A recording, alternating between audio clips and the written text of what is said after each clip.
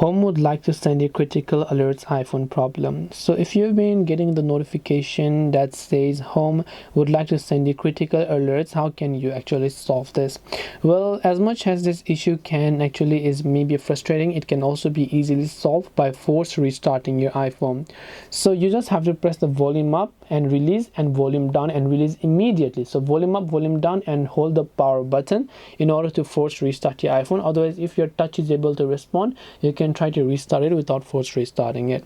So I hope that this video helped you. If you have got any more questions, queries, or doubts, feel free to also leave them down in the comment section below. And as always, thank you very much for watching till the end of the tutorial, and see you soon in our next video.